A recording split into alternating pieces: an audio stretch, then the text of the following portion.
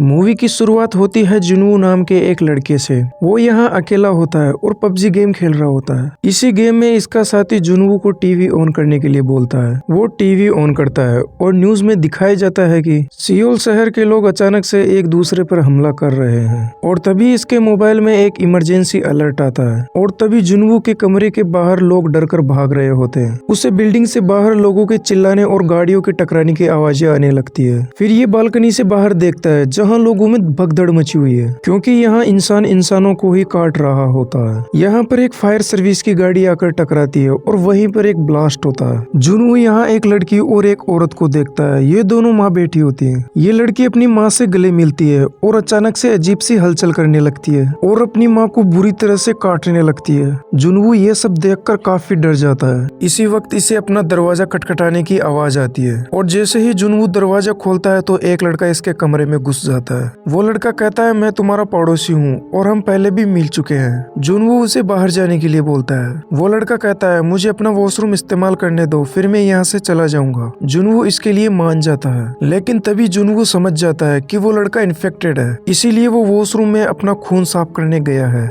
जैसे ही वो लड़का वॉशरूम से बाहर आता है तो जुनवू उसे बाहर जाने के लिए बोलता है, लेकिन अभी भी वो बाहर नहीं जाता। तभी उस लड़के की आंखों में खून आने लगता है और वो ज़ॉम्बी में बदल रहा होता है। फिर ये ज़ॉम्बी इस पर हमला कर देता है, लेकिन किसी तरह जुनवू इसे कमरे से बाहर निकाल देता है और ये गेट के सामने फ्रीज लगा देता है ताकि कोई ज़ॉम्बी आसानी से घर के अंदर ना आ सके। यहाँ इसके पास कुछ ही दिनों का खाना बचा होता है। अगले दिन यह अपने घर वालों को कॉल करता है, लेकिन कॉल कनेक्ट नहीं होता। शाम को यह गेम खेलता है, लेकिन इंटरनेट भी काम करना बंद कर देता है। फिर इसे बाहर गोली चलने की आवाज आती है। ये देखता है कि एक फीमेल पुलिस के पीछे कई ज़ॉम्बी पड़े हैं। वो कई ज़ॉम्बी को मार भी देती है, लेकिन और ज़ॉम्बी आकर इसे काटने लगते हैं। जुनवू चिल्लाकर उन ज़ॉम्बियों को ध्यान भटकाने की कोशिश करता है, लेकिन इसका कोई फायदा नहीं होता। लेकिन इसकी आवाज सुनकर एक ज़ॉम्बी गेट को तोड़कर अंदर आने लगता है। जुनवू इसे रोकने की काफी कोशिश करता है, लेकिन वो ज़ॉम्बी बहुत ताकतवर था। फिर जुनवू ज़ॉम्बी को ऐसे दिखाता है कि वो नीचे कूद गया है। फिर ज़ॉम्बी भी नीचे कूद जाता है, लेकिन जुनवू तो बालकनी के लटका हुआ है। ज़ॉम्बी वहीं मारा जाता है। जुनवू फिर से दरवाजे को लॉक करता है, लेकिन वो देखता है कि उसके खाने में ज़ॉम्बी का खून गिर गया है, इसलिए अब इसके पास बहुत ही कम खाना बचा है। फिर मजबूरन इसे शराब पीकर काम चलाना पड़ता है और यह बालकनी के शीशों पर टेप लगा देता है ताकि कोई ज़ॉम्बी इसे देखकर अंदर ना आए। ऐसे ही 15 दिन बीत जाते हैं और पूरे दिन शराब पीने की वजह से इसे हेलुसिनेशन होने लगते हैं, जिसमें ये अपने माता पिता को अपने घर में देखता है, जबकि वास्तव में यहाँ इसके अलावा कोई नहीं होता। यहाँ अकेला होने की वजह से इसकी दिमागी हालत खराब होने लगती है, लेकिन इसके मोबाइल में नेटवर्क आ जाता है और ये बालकनी से बाहर आकर अपनी मोम का रिकॉर्डेड मैसेज सुनता है, जिसमें इसकी मोम की चिल्लाने की आवाजें आ रही थी। ऐसा लग रहा था कि अब इसके पेरेंट्स को भी ज़ॉम्बी ने काट लिया है।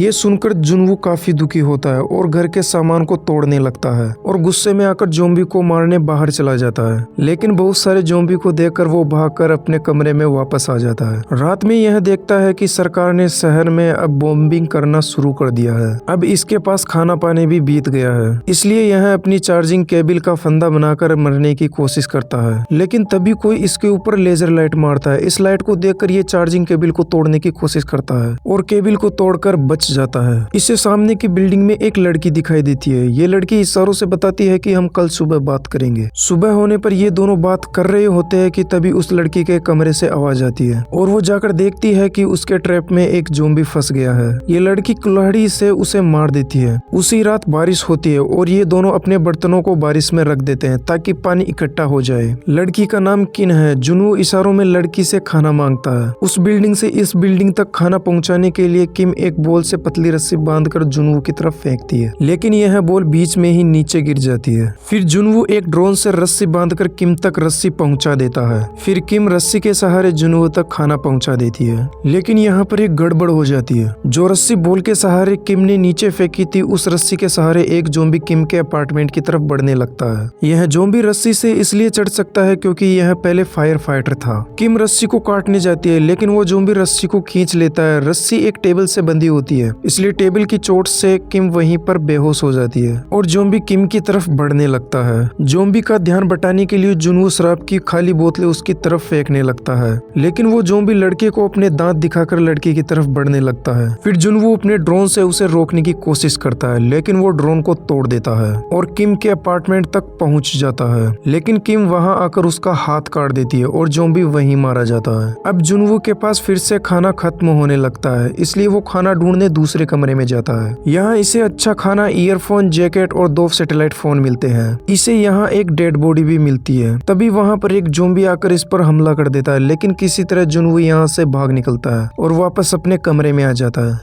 और मजे से खाना खाता है। फिर थोड़ा खाना और एक सैटेलाइट फोन रस्सी के सहारे किम तक पहुंचा देता है। फिर ये अगले दिन सैटेलाइट फोन से बातें करते हैं और नूडल बनाकर खाते हैं। ये दोनों बात कर रहे होते हैं कि बारिश आने की आवाज आने लगती है, लेकिन जब ये बालकनी के पास जाकर देखते हैं तो कोई बारिश नहीं होती, बल्कि यह तो ज़ॉम्बी के चलने की आवाज होती है, क्योंकि बहुत सारे ज़ॉम्बी इनकी बिल्डिंग में घुस रहे होते हैं और ये ज़ॉम्बी किम के अपार्टमेंट में पहुंच जाते हैं, लेकिन किम के हाथों कुछ सामान गिर जाता है।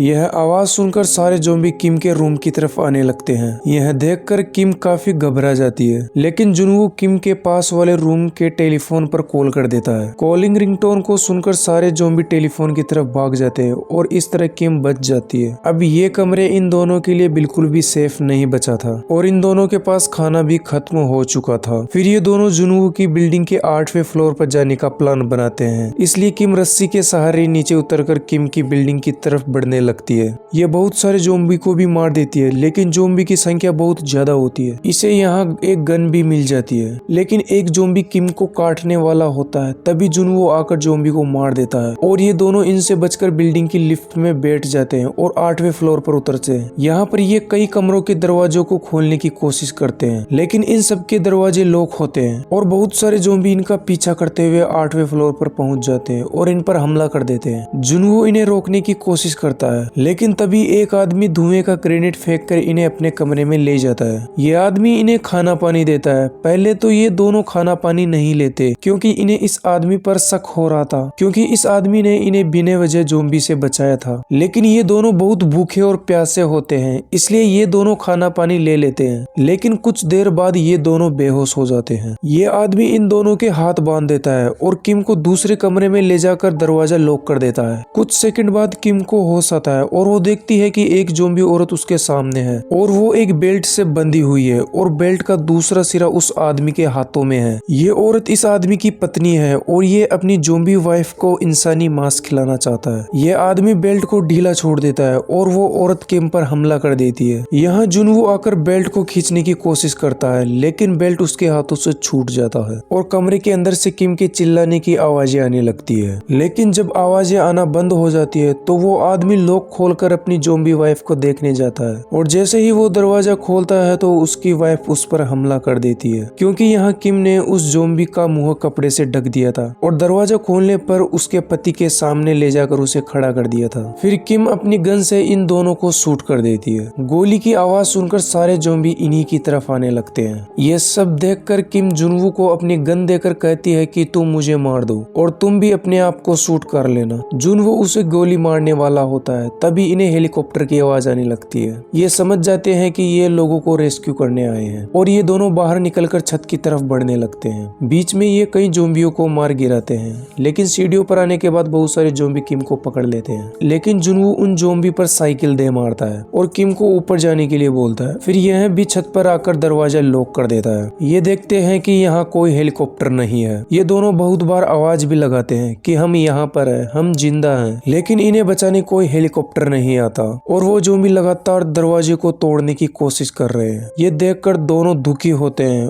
और किम की आंखों से आंसू भी आने लगते हैं। ये ज़ॉम्बी दरवाजा तोड़कर इनकी तरफ बढ़ने लगते हैं। जुनवू 2-3 ज़ॉम्बी को गन से मार भी देता है, लेकिन अब इसके पास भी गोलियां खत्म हो जाती है और ये ज़ॉम्बी इन्हें मारने वाले होते हैं। तभी इन्हें हेलीकॉप्टर की आवाज आने लगती है। हेलीकॉप्टर में 2 सोल्जर होते हैं जो ज़ॉम्बी को मारने लगते हैं और इन दोनों को हेलीकॉप्टर में बिठाकर शहर से बाहर ले जाने लगते हैं और यह मूवी यहीं खत्म होती है। दोस्तों, अगर आपको ऐसी ही मूवी देखना पसंद है तो आप मेरे चैनल को सब्सक्राइब कर सकते हैं। मैं मिलता हूँ आपसे अगली वीडियो में ऐसी ही कहानी के साथ। वीडियो पूरा देखने के लिए धन्यवाद।